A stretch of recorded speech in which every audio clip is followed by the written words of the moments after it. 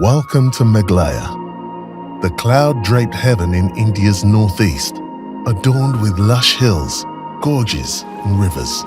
It boasts unparalleled natural beauty. Meghalaya shines as a gem in the northeast, enchanting every visitor with its allure.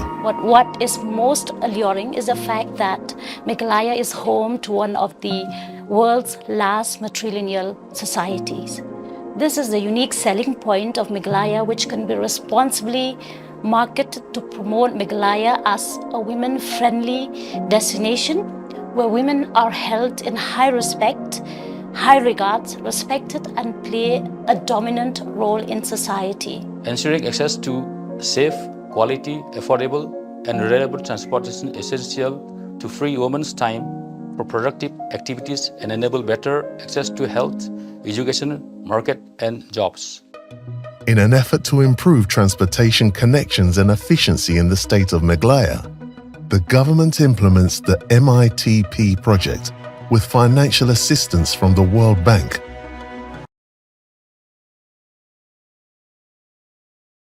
The Gender Action Plan, established by the World Bank in 2007, aims to promote gender equality considerations into the bank's national assistance and initiatives, particularly in non-social areas like infrastructure and the private sector, taking into account women's different mobility needs and travel patterns, which involve more frequent shorter trips with multiple stops to combine tasks.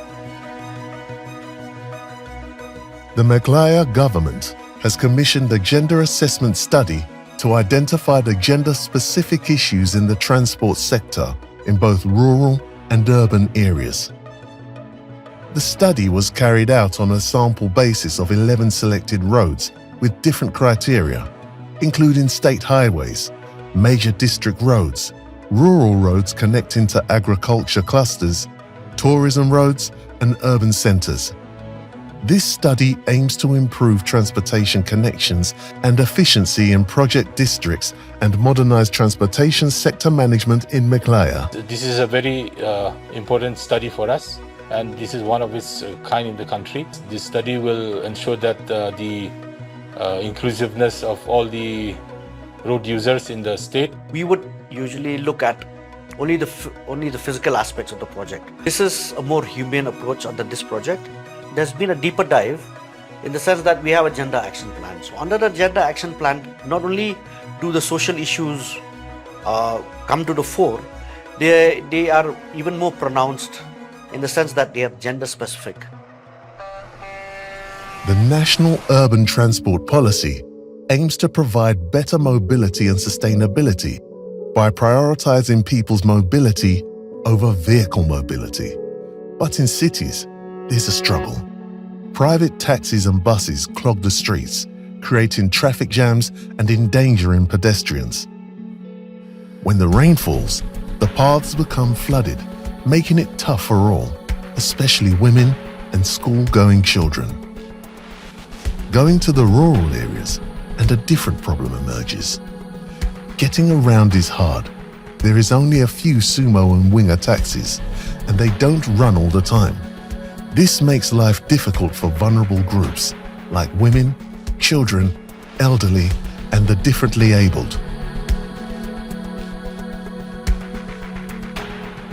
Even farmers feel the impact. They have trouble getting their crops to market on unreliable trucks.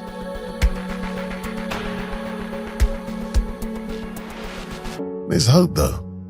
The Meghalaya Transport Corporation offers cost-effective public bus transportation facilities to both urban and rural areas of the state, but only a limited number of services are available in 3 rural areas: Garo Hills, Johai, and Kazi Hills. Also, the lack of security instruments such as CCTV and emergency buttons in MTC buses is a constraint on women's ability to travel safely.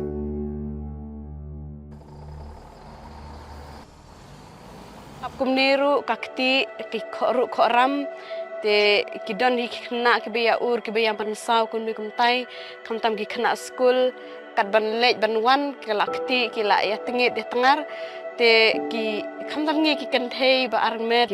Schools are so far apart, and because children can't reach these schools in time, so it is one of the causes for dropouts. The roads, schools, health, they're all connected. For many, especially women, using public transport is a challenge. They have to wait on the roadside for hours, sometimes with young children in tow. The lack of waiting shelters only adds to the difficulty. On top of that, there are no gender-segregated toilets, ramps, information boards, or designated seats for women or disabled individuals, making it uncomfortable for women to travel with unfamiliar men. In case of emergencies, women may not even have access to seats on public transport.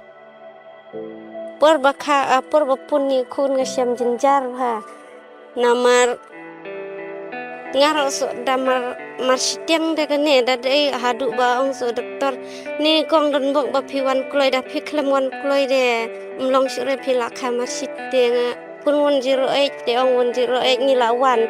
It was a very bad, muddy road, and it was during rainy season. Suddenly, we had to stop the training because this truck appeared from this bad road, and it appeared and it came, and we stopped the training. And when we saw it, it took out this lady who had actually delivered a stillbirth child. We brought her to the town, to Mairang town. We brought her to the hospital.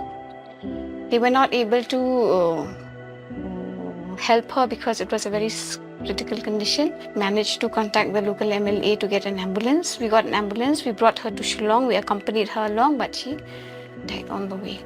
So I think one of the important factor of the number of MMR that is on the rise, women are not able to access, especially women in reproductive age, are not able to access health services. I think it's because of transportation. I think connectivity is not there, bad roads and all that. So this is one issue that is really affecting women.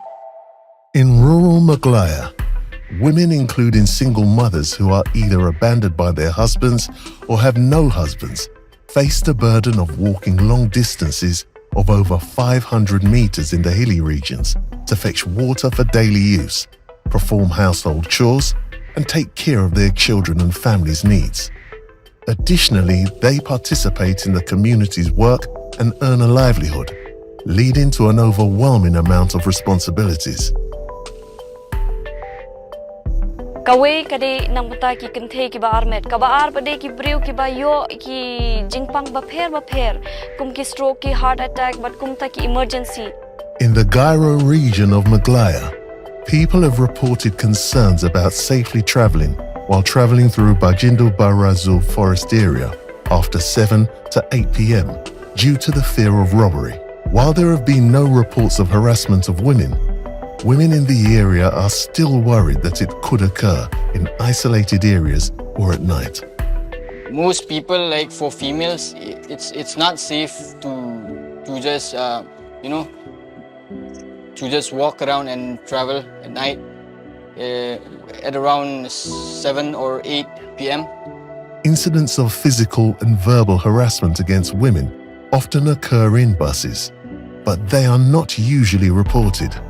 Unfortunately, many people, including women, are not aware of the various mechanisms available to address violence against them.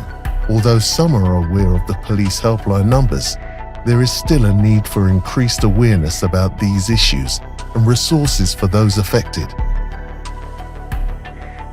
The women might be having some troubles, but they didn't come to the police station because it's minor things and they don't take it seriously. But it hamper their prestige if you come to the police station and give some statement regarding. So might be for fear of that. But bun kini ki shinrang ki ba bo ai pat ki ba ladaki bo ai kim so thu re kono ka ching bhag bas ni ru ladaki Chiyo mod kene ka jingtuna yang kene ki strict like hitau iwa dom iwa lengo mod bo jingma gi I hin thai ki khina wo lai ki surok te mod jingyo yang mod dang em kam ha wo pun bon kene ki strict like. I believe that project experience has shown that including women stakeholder consultations for the planning of transport system often provides practical insights that can improve transport access and safety for other vulnerable users such as children, the elderly and the disabled. But more so, especially when we look at the health strata of the society, how much our women have suffered. Hence, because of lack of road connectivity, proper road connectivity, we have less institutional delivery for women because you couldn't travel from A to B because of the road connectivity. With the absence of road connectivity and with the very dilapidated conditions of road for transport, we also do not have very, I would say, regular public transport. The risk of HIV and AIDS in Michaelia's Janta community is a concern raised during consultations with the state's AIDS Control Society. The state's shared border makes it vulnerable to migrant labourers and truck drivers.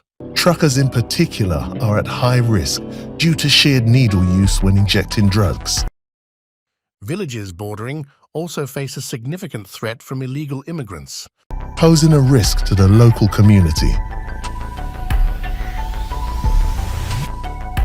Besides this, people are worried on the fear of accidents due to the improved condition of the road. Children are often seen playing outside while vehicles are being driven fast, which makes the situation worse. To ensure the safety of the people, many are calling for the installation of speed breakers on the road. La cincaran, haka isir, tang tahe gan, dan ni kinong bakun le siap sekolah jura cincar hai, mong ba dalabun tan kali. You know, so when the roads are good, you're going to have more public transport reaching out to these villages. So that way, accessibility in every sector is going to improve. Even for, like I was saying, pregnant mothers will be able to access better facilities. Our SAM cases will be able to reach their nutrition rehabilitation centers. They'll be able to reach their health facilities. Nutrition factor will improve because there'll be more the market condition will improve, more nutritious food will reach their villages. Unfortunately, women's travel needs and priorities are often overlooked, and their voices remain unheard. We must strive for increased women's participation in policy planning for transport infrastructure and services. This could enable us to put the following aspects into practice: implementation of gender-sensitive transportation policies, enforcement of strict codes of conduct,